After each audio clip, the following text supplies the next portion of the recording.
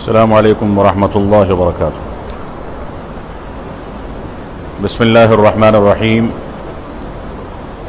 الحمد للہ رب العالمین والصلاة والسلام علی رسولہ الکریم محمد وعلی آلہ واصحابہ اجمعین، اما بعد۔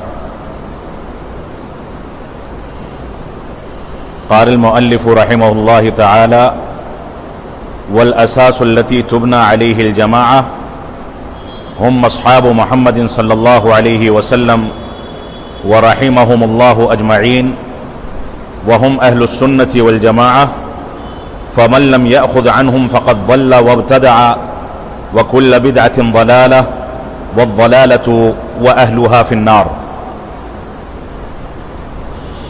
محترم سامعین کرام، عزیز ساتھیوں،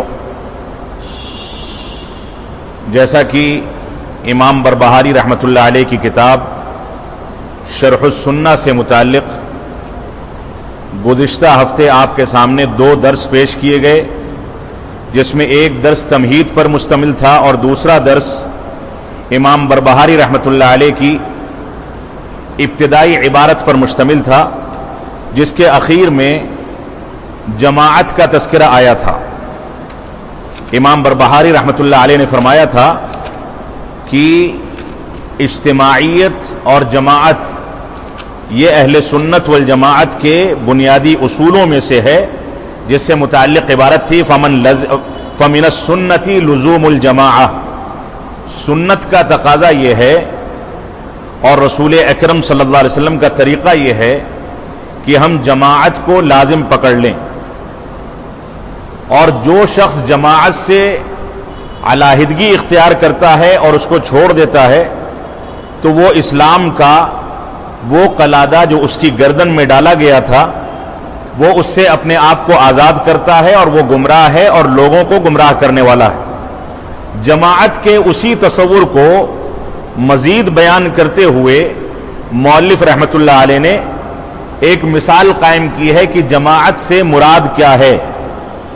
اگرچہ آپ کے سامنے جماعت کا مختصر تعارف پیش کیا گیا تھا کہ جماعت سے مراد وہ چیزیں ہیں جن پر رسول اکرم صلی اللہ علیہ وسلم اور صحابہ کرام اور سلف صالحین قرآن و سنت اور صحابہ کرام کی مناہج کی بنیاد پر قائم تھے اور اس پر چلتے تھے، اور رسول اکرم صلی اللہ علیہ وسلم نے حدیث افتراق میں، جس میں اس بات کا ذکر کیا ہے کہ امت مسلمہ 73 فرقوں میں تقسیم ہو جائے گی، سارے کے سارے فرقے جہنمی ہیں الا واحدہ، سوائے ایک فرقے کے، اور وہ فرقہ ہے ما انا علیہ اليوم واصحابی، جس پر ہم آج قائم و دائم ہیں اور جس پر میرے صحابہ کرام آج کے دن قائم ہیں اور چل رہے ہیں۔ تو جماعت کا مختصر مفہوم یہ ہے کہ وہ طریقہ اپنانے والے لوگ جو صحابہ کرام اور قرآن و سنت کے طریقے پر چلتے ہیں اور اس کو اپناتے ہیں اور اس کو چھوڑنے کو کسی بھی صورت میں گوارا نہیں کرتے، یہ جماعت ہے۔ یہاں پر جماعت کی اور اجتماعیت کی بنیاد کا تذکرہ مؤلف رحمۃ اللہ علیہ نے بیان کرتے ہوئے صحابہ کرام کی مثال دی ہے۔ فرمایا: والاساس التي تبنى عليه الجماعة ہم اصحاب محمد صلی اللہ علیہ وسلم، وہ بنیادیں جس پر جماعت کو قائم کیا جاتا ہے، یہ جماعت بنائی جاتی ہے اور جماعت کو لا کر کے کھڑا کیا جاتا ہے، وہ دراصل محمد صلی اللہ علیہ وسلم کے صحابہ کرام، اللہ رب العالمین کی ان پر رحمتیں ہوں اور اللہ رب العالمین ان پر رحم فرمائے، تمام کے تمام صحابہ کرام کا طریقہ تھا جس پر جماعت کی بنیادیں رکھی جاتی ہیں۔ فرمایا: ہم اہل السنت والجماعہ، وہی لوگ اہل سنت والجماعت سے تعلق رکھتے ہیں۔ اہل سنت والجماعت سے مراد وہی جماعت اور وہی فرقہ ہے جس کے بارے میں رسول اکرم صلی اللہ علیہ وسلم نے فرمایا: ما انا علیہ اليوم واصحابی، جس پر آج میں اور میرے ساتھی قائم ہیں، وہی دراصل اہل سنت والجماعت کا صحیح منشور اور صحیح ضابطہ ہے۔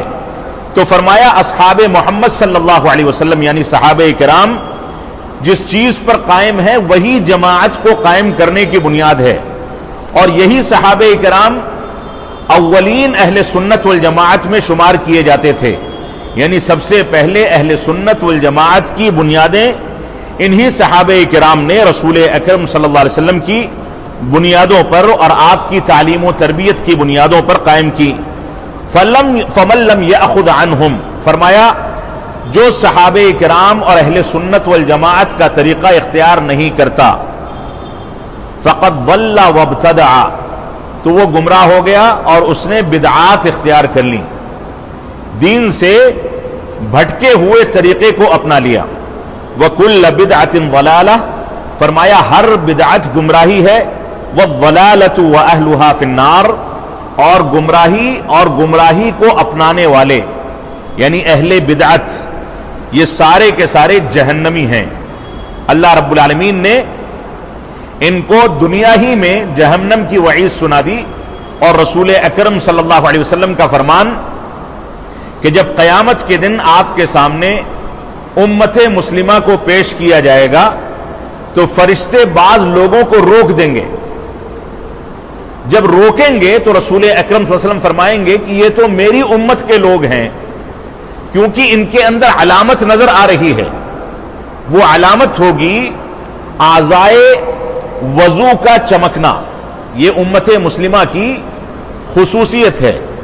رسول اکرم صلی اللہ علیہ وسلم بظاہر اس علامت کو دیکھ کر کے ان افراد کو اپنی امتی سمجھیں گے، لیکن فرشتے پھر بھی ان کو روک دیں گے.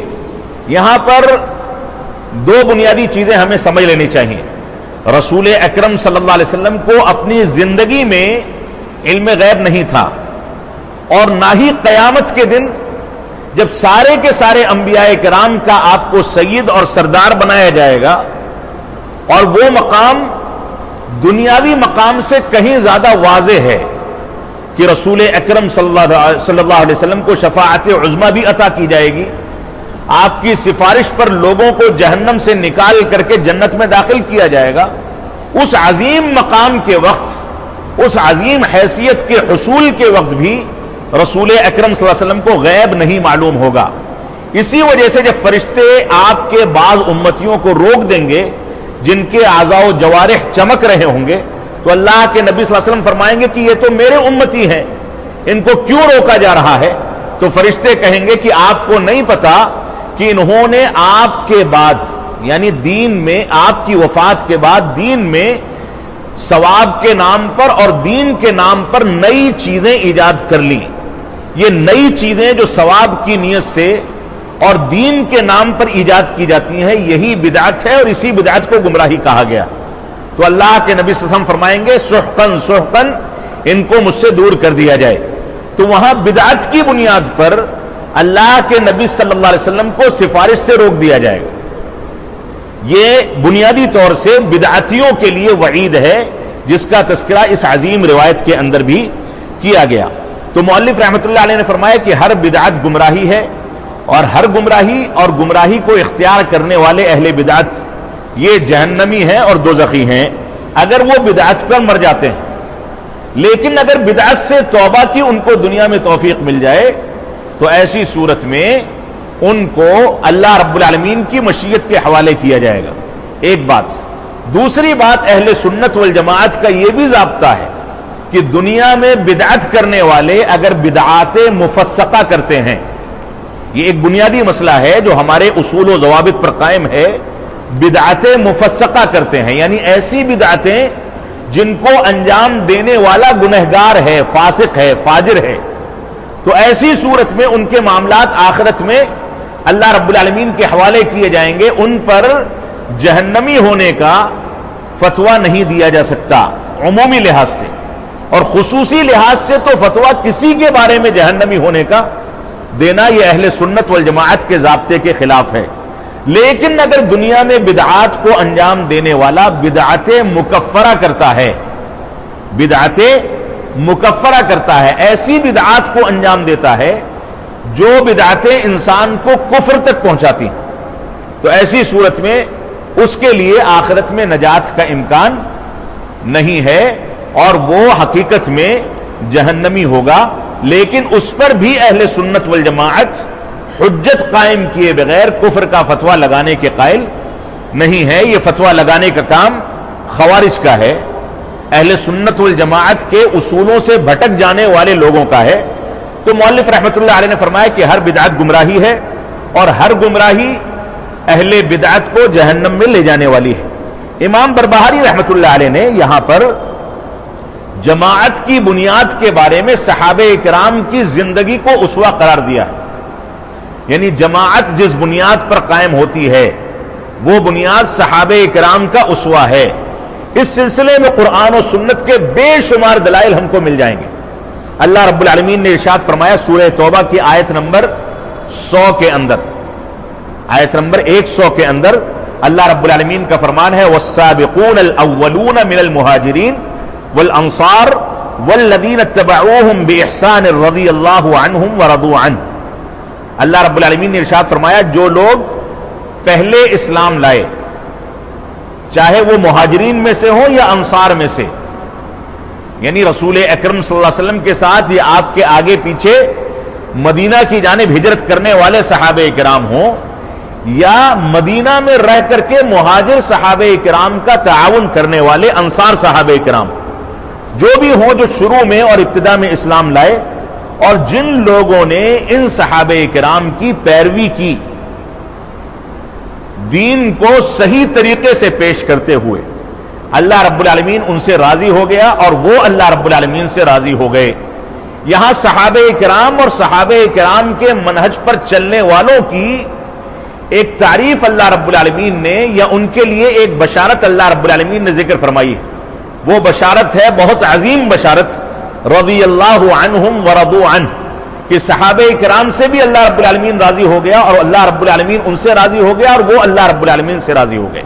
اور ساتھ ہی ان کے طریقے کو اپنانے والے لوگ احسان کے ساتھ، احسان کہا جاتا ہے اگر آسان تعریف کی جائے کہ ان تعبد اللہ کأنک تراہ فإن لم تکن تراہ فإنہ یراک، کہ تم اللہ رب العالمین کی عبادت اس طریقے سے کرو کہ اللہ رب العالمین تم کو دیکھ رہا ہے، تم اللہ رب العالمین کو دیکھ رہے ہو. اور اگر یہ تصور پیدا نہ ہونے پائے تو کم از کم یہ تصور یقینی طور سے پیدا ہو جائے کہ اللہ رب العالمین تم کو دیکھ رہا ہے.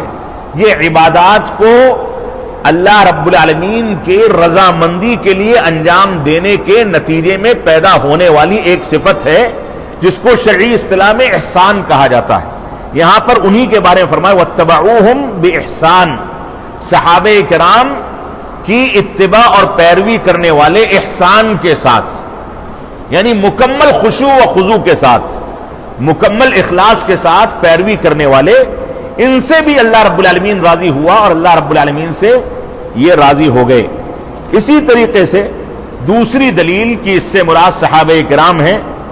اللہ رب العالمین کا فرمان ہے کنتم خیر امت اخرجت للناس تأمرون بالمعروف وتنہون عن المنکر وتؤمنون باللہ، تم ایک بہتر امت ہو، بہتر لوگ ہو، خیر امت ہو کہ لوگوں کے سامنے تم نکلتے ہو اور لوگوں کو اچھائی کا حکم دیتے ہو، برائی سے روکتے ہو. وَتُؤْمِنُونَ بِاللَّهِ، اور اللہ رب العالمین پر ایمان کا حق ادا کرتے ہو. اس آیت کریمہ کے اولین مخاطب صحابہ کرام ہیں، اور اس کے بعد صحابہ کرام کے امر بالمعروف اور نہی عن المنکر کے منہج کو اختیار کرنے والے وہ افراد جو اخلاص کے ساتھ اس صفت پر قائم ہیں یا اس کو اپناتے ہیں، وہ اس میں شامل ہوں گے. یہاں پر ایک بنیادی چیز کا تذکرہ کرنا ضروری ہے، وہ یہ ہے کہ اس آیت کریمہ میں صحابہ کرام کی یا صحابہ کرام کے منہج کی پیروی کرنے والوں کی دو صفت بیان کی گئی. ایک تو ہے تأمرون بالمعروف اور دوسری ہے تنہون عن المنکر. ہمارے معاشرے میں بہت سارے مسلمان بھائی ایسے ہیں جو امر بالمعروف کا فریضہ انجام دیتے ہیں لیکن نہی عن المنکر ان کے ہاں نہیں. یعنی لوگوں کو نماز پڑھاتے رہو، مسجد سے جوڑ دو، لیکن برائی کریں تو اس پر ٹوکنا ان کی ذمہ داری، وہ اس کو محسوس نہیں کرتے. جبکہ دونوں فریضے ایک ساتھ انجام دینا مسلمانوں کی ذمہ داری ہے. جہاں وہ اچھائی کا حکم دیں گے وہیں برائی سے روکنا اچھائی کا حکم دینے کا ایک جزو لا ينفک ہے، اس کو اس سے علیحدہ نہیں کیا جا سکتا. اسی طریقے سے اللہ رب العالمین، اللہ کے نبی صلی اللہ علیہ وسلم کا فرمان ہے، آپ کی حدیث مبارکہ ہے، خیر امتی القرن الذی بعثت فیہ، یا بعض روایات میں ہے خیر القرون قرنی ثم الذین یلونہم ثم الذین یلونہم۔ فرمایا اللہ کے نبی صلی اللہ علیہ وسلم نے، صحیح مسلم کی حدیث ہے یہ، فرمایا کہ سب سے بہتر میری امت کے لوگ وہ ہیں جو اس زمانے میں پیدا ہوئے یا مسلمان ہوئے، اسلام لائے، جس زمانے میں مجھ کو مبعوث کیا گیا، مجھ کو نبی بنایا گیا۔ ثم الذین یلونہم، اور اس کے بعد کے آنے والے دور کے لوگ، اور پھر تیسرے درجے پر آنے والے لوگ، یعنی اللہ کے نبی صلی اللہ علیہ وسلم کے دور کے صحابہ کرام سب سے افضل، اور اسی طریقے سے آپ کے بعد کے دور میں زندگی گزارنے والے صحابہ کرام، اس کے بعد کے دور میں تابعین اور تبع تابعین، جن لوگوں کو خیر امت کے ان لوگوں کی صحبت چاہے اولین درجے میں یا ثانی درجے میں حاصل ہوئی ہے، وہ دین کے سب سے بڑے ترجمان ہیں اور سب سے افضل ترین لوگ ہیں۔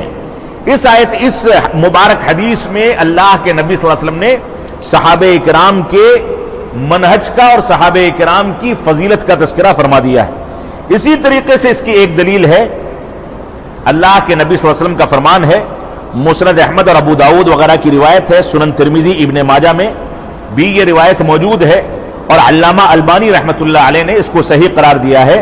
اللہ کے نبی صلی اللہ علیہ وسلم کا فرمان ہے، علیکم بسنتی وسنت الخلفاء الراشدین المہدیین، تمہارے اوپر میری سنت کو اپنانا یہ واجب ہے۔ صحابہ کرام کے سامنے آپ نے ذکر کیا کہ میرے بعد تم لوگ بہت زیادہ اختلافات پاؤ گے، تھوڑے تھوڑے چھوٹے چھوٹے مسائل میں مسلمان ایک دوسرے پر تنقیدیں کریں گے، اختلاف کریں گے۔ تو صحابہ کرام نے کہا کہ ہم کیا کریں ایسی صورت میں؟ تو آپ نے فرمایا، علیکم بسنتی وسنت الخلفاء الراشدین المہدیین، ایسی صورت میں تمہارے لیے، تمہاری ذمہ داری ہے کہ تم میری سنت کو اختیار کرو، اور میرے بعد خلفاء راشدین جو ہدایت یافتہ ہیں ان کی سنت کو اختیار کرو۔ اللہ کے نبی صلی اللہ علیہ وسلم نے چاروں خلفاء راشدین کو خلیفہ راشد قرار دیا ہے، ہدایت یافتہ قرار دیا ہے۔ یہاں پر اس مبارک حدیث کے اندر، اس مبارک حدیث میں بھی صحابہ کرام کو اور بالخصوص خلفاء اربعہ کے عہد ذری کو رسول اکرم صلی اللہ علیہ وسلم نے ہمارے لیے جماعت اور اجتماعیت کی بنیاد قرار دیا۔ اسی طریقے سے عبداللہ بن مسعود رضی اللہ تعالیٰ عنہ مشہور صحابی رسول ہیں، وہ ان کا ایک قول ہے جو کہ ابن عبد البر رحمۃ اللہ علیہ نے اپنی کتاب التمہید کے اندر ذکر کیا ہے، کہتے ہیں من کان مستنن فلیستن بمن قد مات، یا بعض روایات میں ہے من کان مستنن فلیستن باصحاب رسول اللہ صلی اللہ علیہ وسلم فانہم کانوا ابر هذه الامه قلوبا واعمقها علما واقلها تکلفا واقومها هدیا۔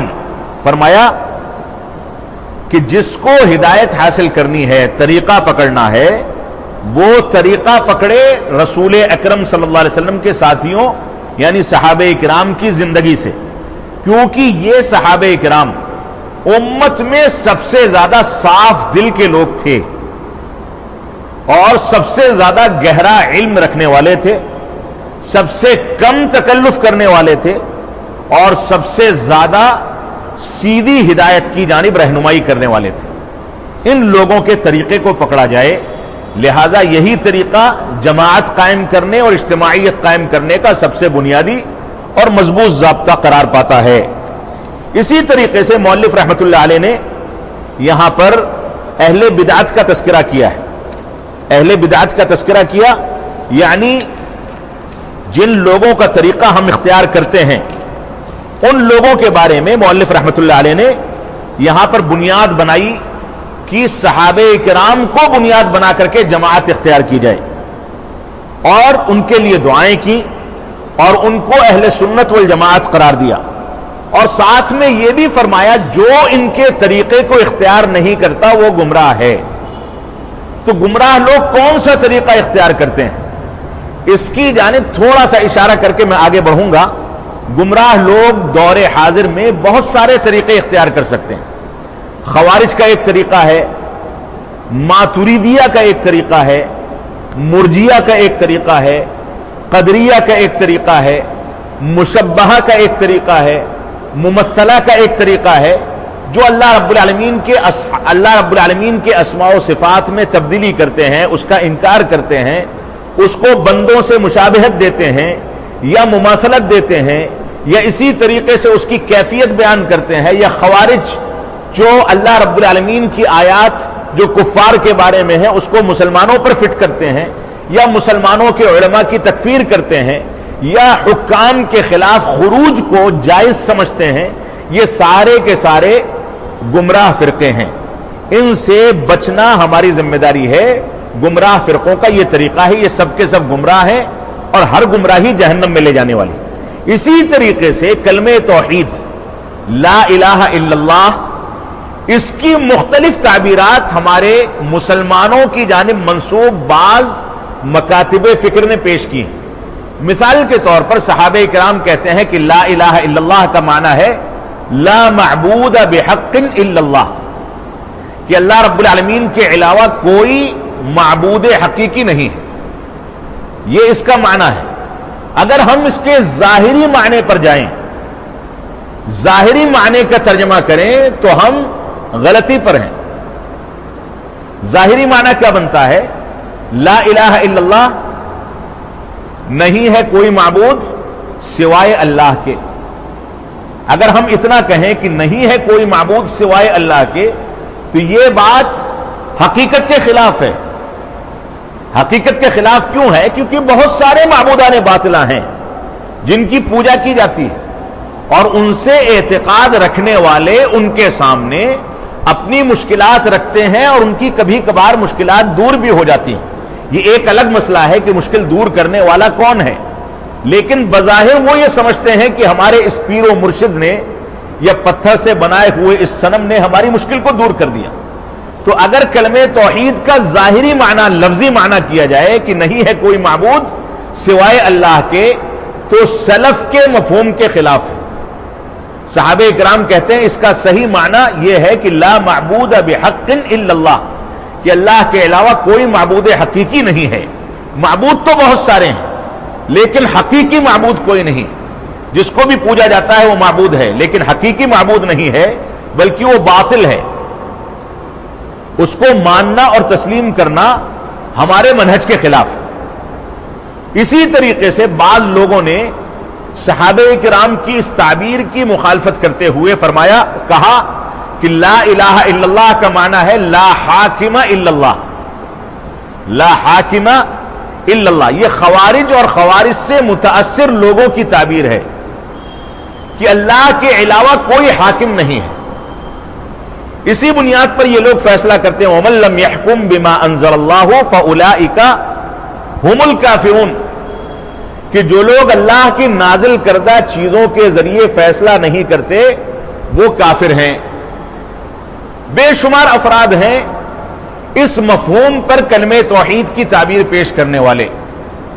بین الاقوامی سطح پر اخوان المسلمین کو لے لیا جائے، یا ان سے متاثر وہ تمام کی تمام تحریکیں جو ہندوستان میں چاہے جماعت اسلامی کے نام سے کام کر رہی ہوں، یا ان کے مختلف شعبہ جات ہوں، یا ان سے متاثر ہونے والے بعض وہ افراد جن افراد کو ہم سلفی یا اہل حدیث یا منہج سلیم پر قائم مان کر کے سنتے ہیں اور ان سے عبرت حاصل کرتے ہیں، ان سے باتیں سیکھتے ہیں۔ سوشل میڈیا پر بے شمار برادرز ہیں جن کا سلسلہ ڈاکٹر ذاکر نائک سے شروع ہو کر کے آج تک چل رہا ہے۔ یہ سارا کا سارا سلسلہ میری نظر میں انہی لوگوں کا ہے جو کہیں قرآن و سنت کے ظاہری مفہوم کو صحیح طریقے سے بھی ذکر کرتے ہیں، لیکن حقیقت یہ ہے کہ وہ کہیں پاکستان کے ڈاکٹر اسرار سے متاثر ہیں، اور کہیں وہ کسی ایسے شخص سے متاثر ہیں جس نے قرآن و سنت کے اور کلمہ توحید کی اس تعبیر کی شرح سے متاثر ہو کر کے دین کی تعبیرات پیش کی۔ میری جو بات ہے ہو سکتا ہے سخت ہو، لیکن حقیقت یہی ہے، اور اس حقیقت کو سمجھے بغیر آپ دین اور عقیدے کو نہیں سمجھ پائیں گے۔ تو بنیادی طور سے بعض لوگ تعبیر کرتے ہیں لا حاکم الا اللہ، اللہ رب العالمین کے علاوہ کوئی حاکم نہیں ہے۔ یہ تعبیر غلط ہے. صحیح تعبیر ہے لا معبود بحق الا اللہ.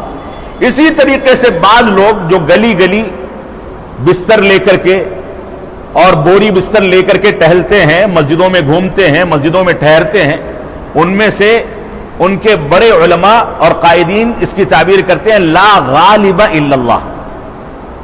کہتے ہیں لا غالب الا اللہ، اللہ کے علاوہ کوئی غالب نہیں.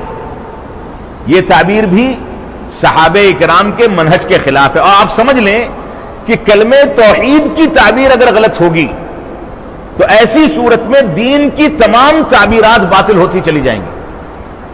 کیونکہ اگر آپ آم کا درخت لگاتے ہیں تو امرود نہیں پھلے گا، امرود اگاتے ہیں تو آم نہیں اگے گا. جو چیز بوئیں گے وہی کاٹیں گے.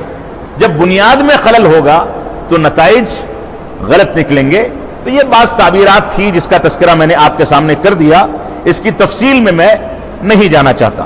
تو امام مؤلف رحمۃ اللہ علیہ، امام بربہاری رحمۃ اللہ علیہ نے فرمایا کہ صحابہ کرام ہی کی زندگیاں اور انہی کا اسوہ وہ اسوہ ہے جس کی بنیاد پر جماعت اور اجتماعیت قائم کی جا سکتی ہے.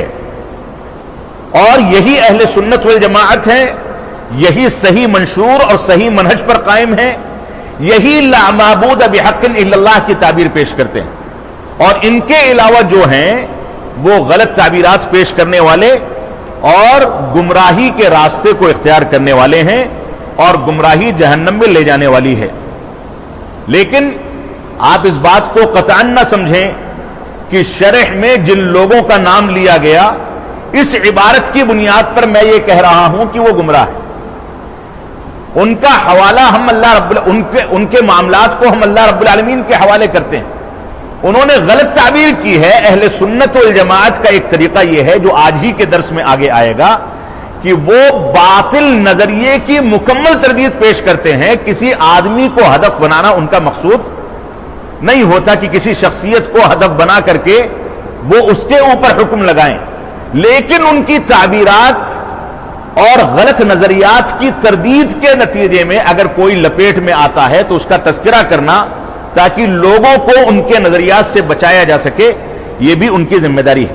امام بربہاری رحمۃ اللہ علیہ آگے فرماتے ہیں ہم اہل السنت والجماعہ فمن لم یاخذ عنہم فقد ضل وابتدع وکل بدعۃ ضلالہ والضلالۃ واہلھا فی النار.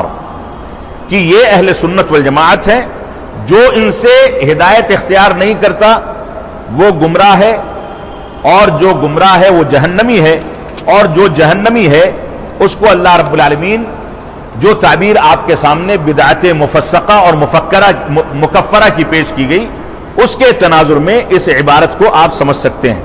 یہاں پر اس عبارت کی بنیاد پر جو صحابہ کرام کے منہج اور اہل بدعت کے منہج کی تفریق کے ساتھ آپ کے سامنے پیش کر دی گئی کہ یہ صحابہ کرام کا منہج ہے اور یہ اہل بدعت اور گمراہی والے لوگوں کا منہج ہے. اس سلسلے میں اہل سنت والجماعت کا منہج ذکر کرنا بھی ضروری ہے. اگرچہ گمراہی اختیار کرنے والوں کی تھوڑی بہت مثالیں آپ کے سامنے پیش کی گئیں، یہاں پر معمولی مثالیں اختصار کے ساتھ میں اہل سنت والجماعت کے اجتہاد اور استدلال کے منہج سے متعلق ذکر کرنا چاہتا ہوں کہ ان کا منہج استدلال اور منہج اجتہاد کیا ہے. اس سلسلے میں پہلی بنیادی چیز اہل سنت والجماعت جس کو اختیار کرتے ہیں وہ قرآن و سنت کو مضبوطی کے ساتھ تھامے رکھنا. قرآن و سنت کو مضبوطی کے ساتھ تھام کر کے رکھنا اور اسی پر چلنا. اس میں کسی دوسرے کی تعویلات یا توجیحات کی بنیاد پر کسی انداز کی تعویل یا کسی انداز کا فتویٰ نہ لیا جائے، بلکہ قرآن و سنت کی بنیادوں پر کسی چیز کا فیصلہ کیا جائے. یہ بنیادی منہج ہے اہل سنت والجماعت کا. اسی طریقے سے اہل سنت والجماعت کا ایک منشور اور طریقہ اور منہج یہ ہے کہ قرآن و سنت کو سمجھنے کے لیے سلف صالحین کے منہج کو سمجھا جائے. آج کے دور میں جو لوگ قرآن و سنت کی تعلیم ڈنکے کی چوٹ پر سوشل میڈیا کے ذریعے لوگوں کے سامنے پیش کرتے ہیں، قرآن کی آیتیں، آیت نمبر اتنی، سورت نمبر اتنی، ایک ٹرینڈ چل چکا ہے، لیکن اس قرآن کی تفسیر کے بارے میں ان سے یہ سوال کیا جائے کہ صحابہ کرام نے اس قرآن مجید کی اس آیت کریمہ کی کیا تفسیر پیش کی ہے تو اس کا علم ان کو نہیں ہے. تو سلفی منہج کا بنیادی ضابطہ یہ ہے کہ قرآن مجید کو، سنت رسول کو صحابہ کرام کے منہج پر اختیار کیا جائے، ورنہ قرآن مجید اور سنت رسول کو پیش کرنے والے وہ ظاہریہ بھی تھے جن کو اہل سنت والجماعت نے اہل سنت والجماعت کے ضابطے سے اور اس کے دائرے سے کئی معاملات میں خارج مانا ہے. آج کے دور میں صرف قرآن و سنت کے تراجم پر اکتفا کرنے والے دعات و واعظین جو قرآن کی آیت کا ترجمہ یا حدیث کا ترجمہ پیش کر کے ہم کو قرآن و سنت کی جانب دعوت دیتے ہیں، در حقیقت بہت سارے مسائل میں وہ ظاہریہ کی صف میں شامل ہوتے ہیں، سلفیوں یا اہل سنت والجماعت کے منہج اور طریقے سے خارج نظر آتے ہیں. اس وجہ سے ہم کو قرآن و سنت کے ظاہری مفہوم کو اختیار نہیں کرنا، کیونکہ اہل سنت والجماعت کا ایک ضابطہ یہ ہے کہ قرآن و سنت کو سلف صالحین اور بالخصوص صحابہ کرام کے منہج پر سمجھنا. اور اصل میں علم یہی ہے کہ قرآن کیا کہتا ہے اور صحابہ کرام نے اس کو کیسے کر کے دکھایا. عام طور سے صحابہ کرام کی تفاسیر اور ان کی شروحات کا علم بہت کم لوگوں کو ہوتا ہے، اور جن لوگوں کو ہوتا ہے وہ در حقیقت علماء کرام ہیں. اس وجہ سے دین سے جڑنے اور دین کو سمجھنے کے لیے ہمیں علماء کرام سے جڑنا ہوگا. اسی طریقے سے اہل سنت والجماعت اور صحابہ کرام کا ایک منہج، ایک طریقہ، ایک منشور یہ ہے کہ اہل سنت دلیل کا اہتمام کرتے ہیں.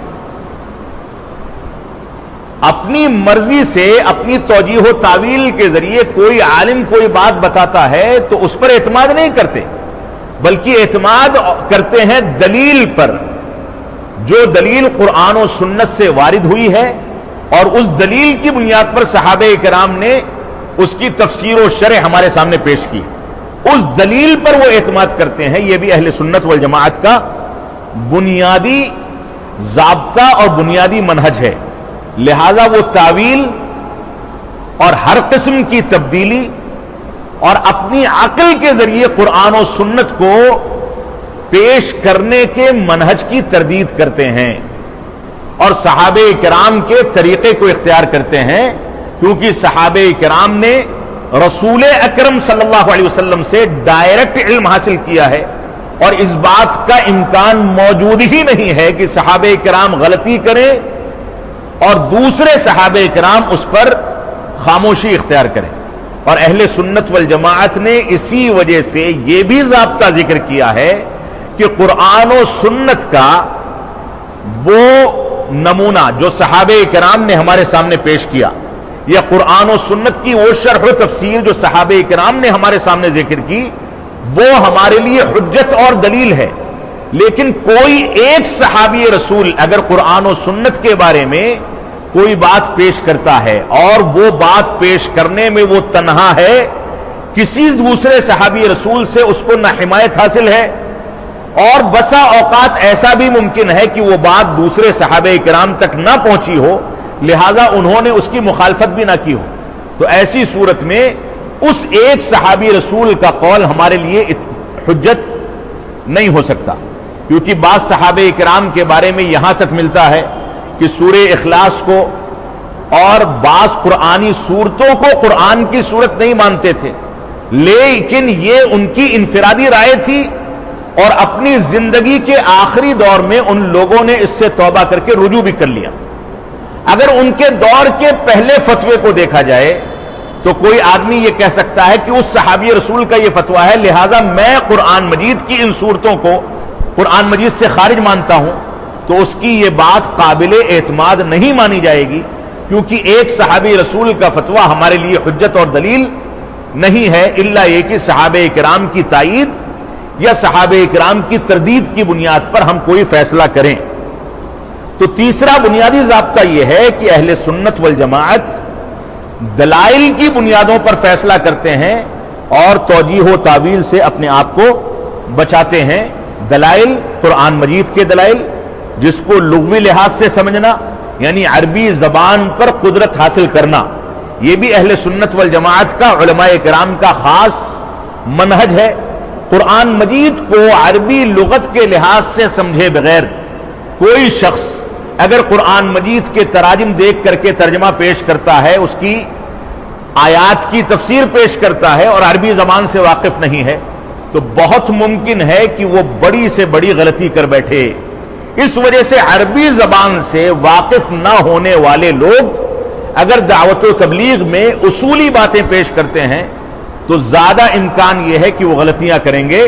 علماء کرام عربی زبان سے واقف ہوتے ہیں، اس وجہ سے ہم کو علماء کرام کی جانب رجوع کرنا چاہیے۔ اسی طریقے سے دلائل کو سمجھنے کے لیے صحابہ و تابعین کی شرح و تفسیر جو ان لوگوں نے پیش کی وہ بھی ہمارے سامنے ہونی چاہیے۔ اہل سنت والجماعت کا چوتھا ضابطہ اور منشور اور منہج یہ ہے کہ اہل سنت والجماعت ایسے مجمل اور محمل، مجمل کہا جاتا ہے جس کا تذکرہ اختصار کے ساتھ ہو، جس کی تفاصیل موجود نہ ہو۔ محمل کہا جاتا ہے ایسی چیز کو جس کی تفاصیل کے بارے میں اور مکمل شرح کے بارے میں ہم واقف نہ ہوں۔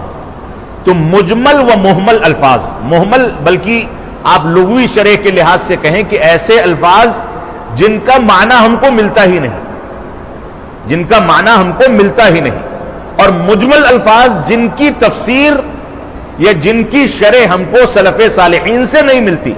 تو اہل سنت والجماعت مجمل اور محمل الفاظ جن کو اہل بدعت استعمال کرتے ہیں اپنی دعوت و تبلیغ میں، اس کے استعمال سے بچتے ہیں، کیونکہ اہل سنت والجماعت کا بنیادی منہج ہے بالکل واضح طریقے سے قرآن و سنت کو بیان کر دینا۔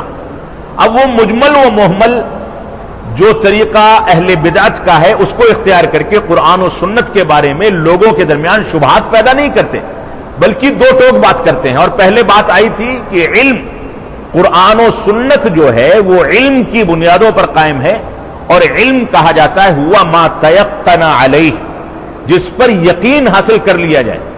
محمل و مجمل الفاظ جو ہیں یہ یقین کا فائدہ نہیں دیتے بلکہ شبہات کا فائدہ دیتے ہیں۔ اس وجہ سے اہل سنت والجماعت باطل نظریات کی تردید کرتے ہیں اور مجمل و محمل طریقے سے اہل بدعت کے اس منہج سے بچ کر کے واضح دعوت و تبلیغ پیش کرتے ہیں۔ اسی طریقے سے اہل سنت والجماعت کا ایک منہج اور طریقہ یہ بھی ہے کہ کسی مسئلے کو بیان کرنے سے پہلے یا کسی چیز پر حکم لگانے سے پہلے، اس بات کو سمجھ لیں، آج کے دور میں دینی مسائل پر حکم لگانے میں لوگ جلد بازی سے کام لیتے ہیں۔ کوئی ایک دلیل مل گئی، اس دلیل کی بنیاد پر سمجھ میں یہ آتا ہے کہ فلاں مسئلہ ناجائز ہے یا فلاں مسئلہ جائز ہے، اور اسی ایک دلیل کی بنیاد پر وہ فیصلہ کر کے اس کو جائز یا ناجائز سمجھ لیتے ہیں۔ یہ اہل سنت والجماعت کے منہج کے خلاف ہے۔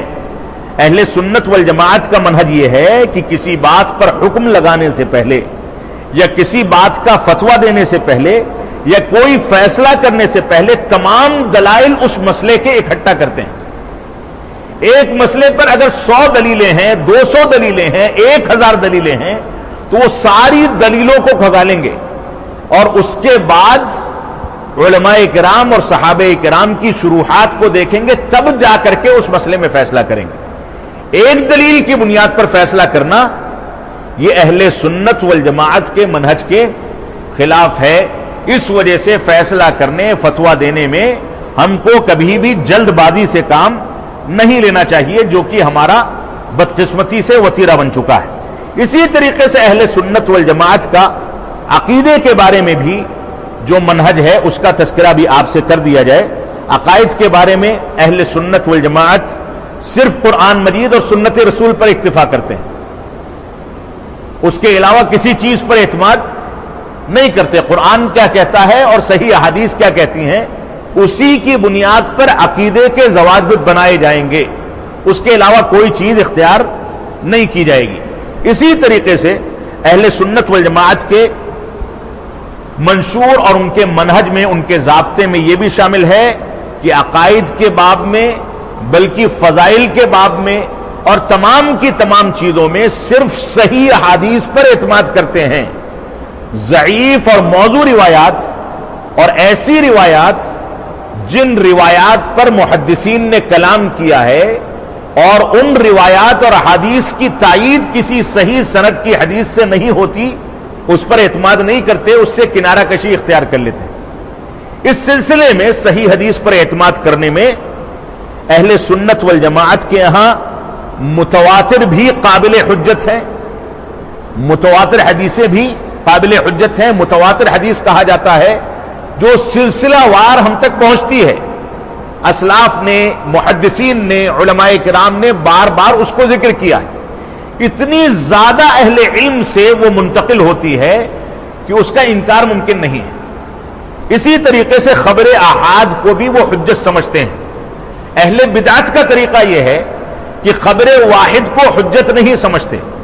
خبر واحد کہا جاتا ہے کسی ایک صحابی رسول کے ذریعے سے جو حدیث ہم تک پہنچی، کسی دوسرے صحابی رسول نے اس کو ذکر نہیں کیا، وہ خبر واحد ہے۔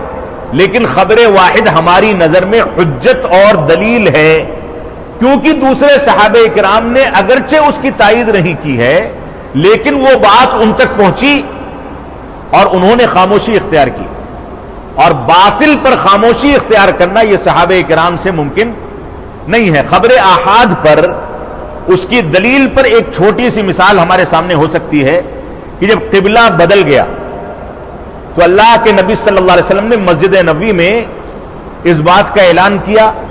ایک صحابی رسول مسجد بنو سلمہ گئے، ظہر یا عصر کی نماز تھی، مسجد بنو سلمہ جس کو آج کے دور میں مسجد قبلتین کہا جاتا ہے، اور اگر تاریخی حقائق کے ذریعے دیکھا جائے تو حقیقت یہ ہے کہ مسجد قبلتین کی جو جگہ ہے وہ مسجد بنو سلمہ وہاں پر نہیں تھی، بلکہ اس سے ہٹ کر کے وہ بنو سلمہ قبیلے کی ایک مسجد تھی، اور آج کے دور میں بعض لوگ اس مسجد میں 2 رکعت پڑھنے کو افضل سمجھتے ہیں، جبکہ مسجد قبلتین جو آج کے دور میں ہے اس مسجد کی حیثیت ویسے ہی ہے جیسے دنیا کی دوسری مسجدوں کی حیثیت۔ اس میں جائیں یا دوسری مسجد میں جائیں، تحیت المسجد پڑھنا آپ کے لیے افضل ہے، الگ سے کوئی فضیلت ثابت نہیں ہے۔ تو صحابی رسول گئے، ظہر کی نماز یا عصر کی نماز میں پہنچے، 2 رکعت امام پڑھا چکا تھا۔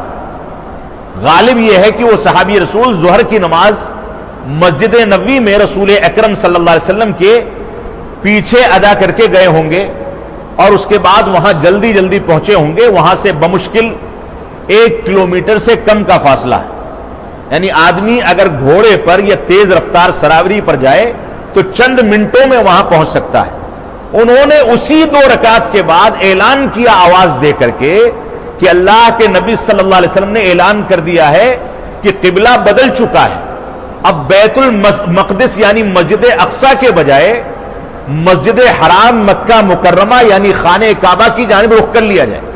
جو امام نماز پڑھا رہا تھا اس نے سنا، ایک صحابی رسول کی بات پر اعتماد کیا، اور اس کے بعد امام اپنی جگہ سے نکلا، صفوں کے کنارے سے ہوتے ہوئے دوسری جانب گیا، اور بقیہ صف میں صف بندی کیے ہوئے صحابہ کرام اپنی اپنی جگہوں پر گھوم گئے۔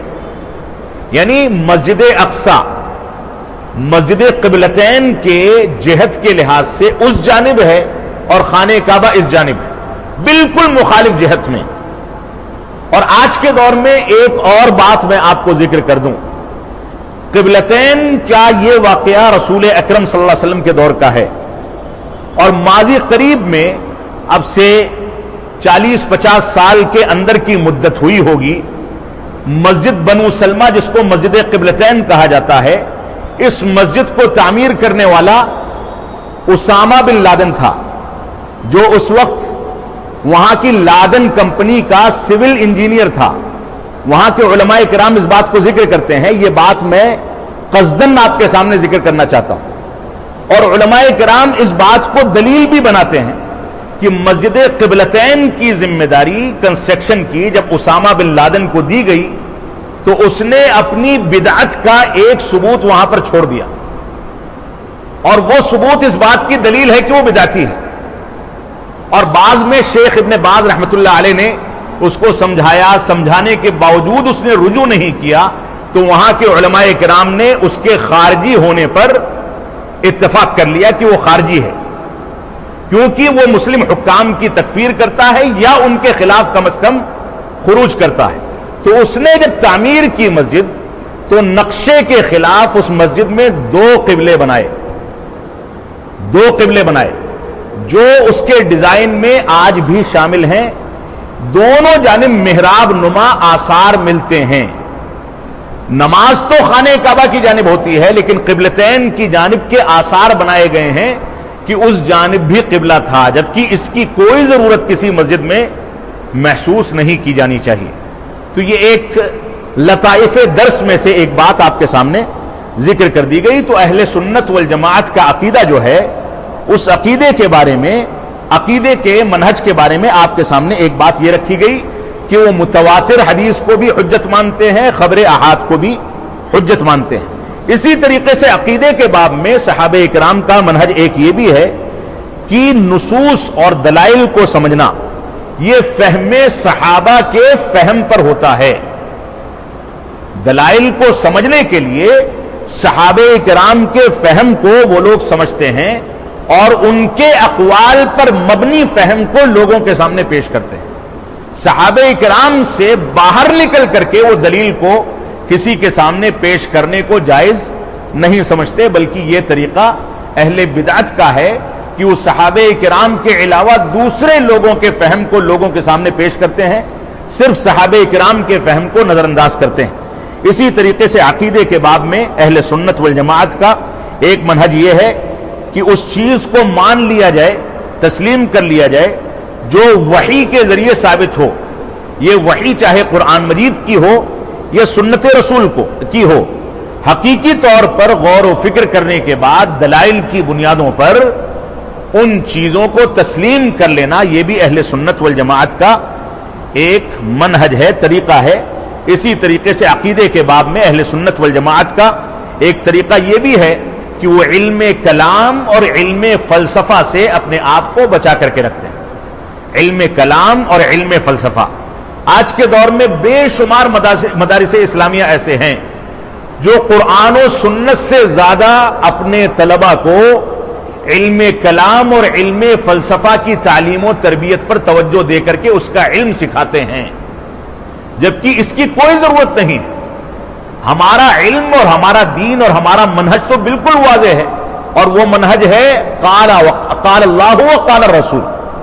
اللہ رب العالمین نے ایسا کہا اور فلاں نے ایسا کہا اور اللہ کے رسول صلی اللہ علیہ وسلم نے ایسا کہا۔ اس کو منہج سلف پر سمجھ لینا یہ بنیادی ضابطہ ہے ہمارے منہج کا، لیکن اس کو آ کر کے اہل کلام کے فلسفے پر سمجھا جائے، جس میں یہ کہا جاتا ہے، وہ فلسفہ اور وہ منطق میں نے بھی پڑھی ہے کسی حد تک، اس میں ساری کتاب یہ کہنے پر اپنی انرجی صرف کر دیتی ہے کہ دنیا میں پہلے مرغی آئی یا پہلے انڈا آیا۔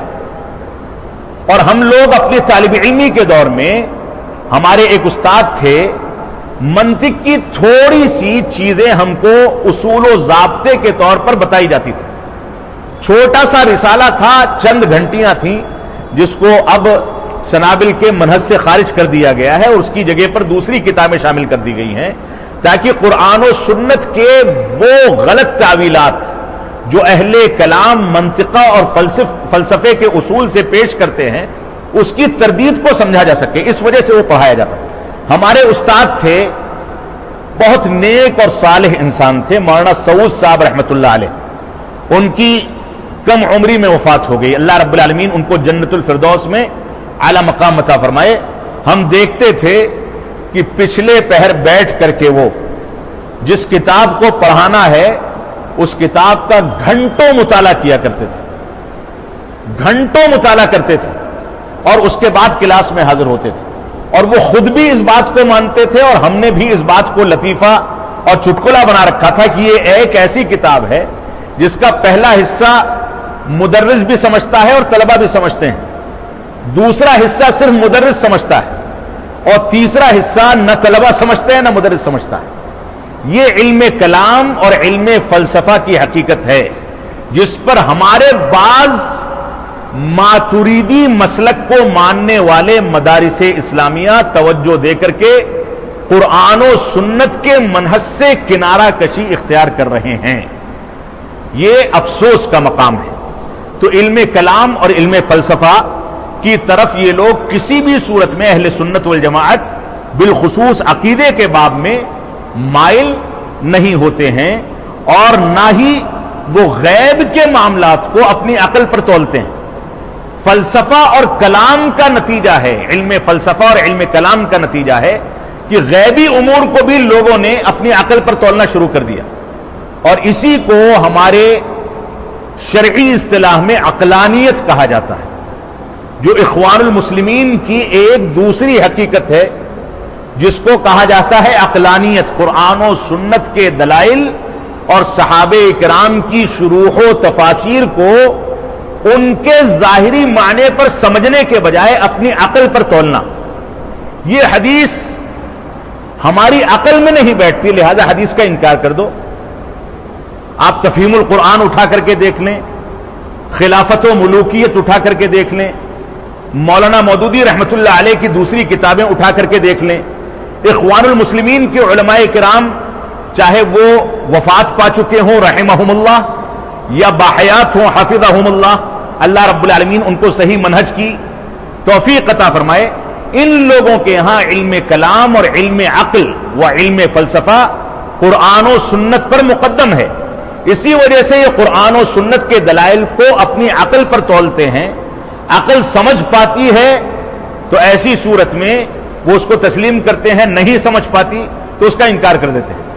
جبکہ اس سلسلے میں بنیادی ضابطہ یہ ہے، غالباً حضرت عمر یا حضرت علی رضی اللہ تعالی عنہما کی روایت ہے کہ اگر دین کی بنیاد عقل پر ہوتی تو موضوع پر مسح نیچے تلوے کی جانب کیا جاتا، اوپر کی جانب نہ کیا جاتا. دین کی بنیاد عقل پر نہیں ہے. رسول اکرم صلی اللہ علیہ وسلم کا حکم ہے کہ موضوع پر مسح اوپر کی جانب کیا جائے، لہذا یہ بھی عبادت ہے کہ مسح اوپر کی جانب کیا جائے. اگرچہ موضع میں گندگی تلوے کی جانب لگتی ہے لیکن مسح وہاں پر نہیں کیا جاتا. یہ اس بات کی دلیل ہے کہ دین کی بنیاد عقل پر نہیں ہے بلکہ دین کی بنیاد دلائل پر ہے. وہ دلائل ہماری عقل میں آئیں یا نہ آئیں. تو یہ بنیادی طور سے چند مناہج تھے. ایک طریقہ اور ذکر کر دیا جائے کہ اہل سنت والجماعت کا عقیدے کے باب میں ایک منہج یہ ہے کہ وہ تمام کے تمام چیزوں میں دلائل کو جمع کر کے اور اس کے بعد عقیدے کے باب میں بھی ویسے ہی فیصلہ کرتے ہیں جیسے فقہ کے باب میں آپ کو منہج بتایا گیا کہ سارے دلائل جمع کرنے کے بعد اس کے بعد فیصلہ کرتے ہیں. اسی طریقے سے اہل سنت والجماعت کا اسماء و صفات کے باب میں ضابطہ ہے، اس کو بھی سمجھ لینا چاہیے، جس کا تذکرہ ضمناً پیچھے آ چکا ہے. تو اسماء و صفات کو ثابت کرنے کے بارے میں ان کا ضابطہ ہے. اور اس بات کو سمجھ لیں کہ اسماء و صفات ایک ایسی حقیقت ہے جس کی بنیاد پر اہل سنت والجماعت سے اہل کلام نے علیحدگی اختیار کی. توحید ربوبیت اور توحید الوہیت میں عموماً مسلمانوں کے اکثر مکاتب فکر جمع ہیں، متفق ہیں، لیکن توحید اسماء و صفات میں اہل کلام نے اہل سنت والجماعت سے اختلاف کیا ہے، کیونکہ جتنی خرابیاں عقیدے کے باب کی ہیں وہ عموماً اسماء و صفات کے باب سے آتی ہیں. اس وجہ سے اسماء و صفات کے باب میں مضبوط اصول و ضوابط اختیار کرنا یہ اہل سنت والجماعت کا ایک طریقہ ہے. تو اہل سنت والجماعت اللہ رب العالمین کے لیے جو بھی صفات وارد ہوئی ہیں قرآن و سنت میں ان کو ظاہری معنی پر لے کر کے تسلیم کرتے ہیں، اور اسی طریقے سے اس میں نہ کوئی مشابہت بیان کرتے ہیں. اللہ رب العالمین دیکھنے والا ہے، سننے والا ہے. اب کیسے دیکھتا ہے، کیسے سنتا ہے؟ اللہ رب العالمین چلتا ہے، کیسے چلتا ہے؟ اللہ رب العالمین کا ہاتھ ہے، اس کی کیفیت کیا ہے؟ ان چیزوں سے وہ خاموشی اختیار کرتے ہیں. امام مالک رحمت اللہ علیہ کا مشہور قول ہے کہ الاستواء معلوم، کہ استوا جو ہے یہ معلوم ہے، لیکن استوا کے بارے میں سوال کرنا یہ بدعت ہے.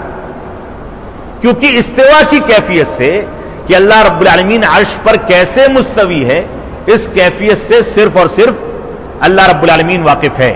تو ہم کو قرآن و سنت میں جتنا علم اسماء و صفات کا دیا گیا اتنے پر اکتفا کرنا اور اس میں زیادہ کسی چیز کے پیچھے نہ پڑنا، یہ ہمارا بنیادی ضابطہ اور بنیادی منہج ہے۔ تو اہل سنت والجماعت قرآن و سنت کے دلائل کی بنیاد پر جو اللہ رب العالمین کے اچھے اچھے نام یا صفات ثابت ہوتے ہیں ان چیزوں کو تسلیم کرتے ہیں اور اس کو کسی کیفیت کو بیان کیے بغیر، ایک ضابطہ۔ دوسرا ضابطہ کسی مشابہت کے بغیر۔ تیسرا ضابطہ کسی مثال دیے بغیر۔ اور چوتھا ضابطہ بلا کسی تعطیل کے، یعنی اس کا انکار کیے بغیر اس کو تسلیم کرتے ہیں۔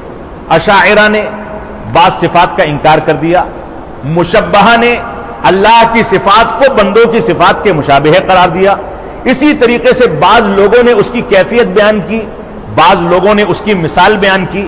یہ سارے کے سارے باطل عقائد ہیں۔ تو اہل سنت والجماعت کا اسماء و صفات کے باب میں یہ ضابطہ اور طریقہ ہے جس سے ہم کو عبرت حاصل کرنی چاہیے۔ اب آگے میں تھوڑی سی بات ذکر کر کے اور اس کے بعد درس کو ختم کروں گا۔ فرمایا فَمَن لَّمْ يَأْخُذْ عَنْهُمْ فَقَدْ ضَلَّ وَابْتَدَعَ، جو صحابہ کرام سے منہج اور طریقہ یہ جماعت میں شامل ہونے کے اصول و ضوابط اختیار نہیں کرتا وہ گمراہ ہو گیا اور وہ بدعتی ہے، اور ہر بدعت گمراہی ہے۔ یہاں پر امام بربہاری رحمت اللہ علیہ نے آگے آنے والی ایک عبارت کو مزید پیش کیا ہے جو کل کے درس میں پیش کی جائے گی، کیونکہ درس لمبا ہو رہا ہے، اگرچہ اس کو آج ذکر کرنا تھا لیکن بات لمبی ہو رہی ہے۔ تو یہاں پر امام بربہاری رحمت اللہ علیہ نے یہ فرما دیا کہ اہل بدعت اور گمراہی کو اختیار کرنے والے یہ گمراہ ہیں، اور بدعت کی اس تفسیر کو سامنے رکھ لیں جو تھوڑی دیر پہلے آپ کے سامنے پیش کی، اس کی بنیاد پر یہ جہنمی ہے، یہ جہنمی ہے۔ اگر وہ بدعات مکفرہ کرتے ہیں اور مفسقہ کرتے ہیں تو ایسی صورت میں ان کے معاملات اللہ رب العالمین کے حوالے کیے جائیں گے۔ اس سلسلے میں امام بربہاری رحمت اللہ علیہ نے آگے عمر بن خطاب رضی اللہ عنہ کا ایک فرمان ذکر کیا ہے جس کی عبارت صرف میں پڑھ دیتا ہوں۔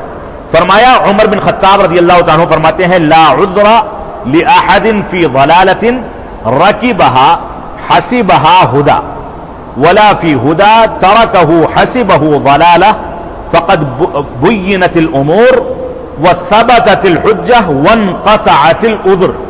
فرمایا عمر بن خطاب رضی اللہ عنہ کا یہ قول ذکر کر کے، اگرچہ اس قول پر کلام ہے لیکن اسی جیسا ایک قول عمر بن خطاب رضی اللہ عنہ سے دوسرا بھی ثابت ہوتا ہے۔ اس کا ترجمہ کر کے میں درس کو ختم کروں گا۔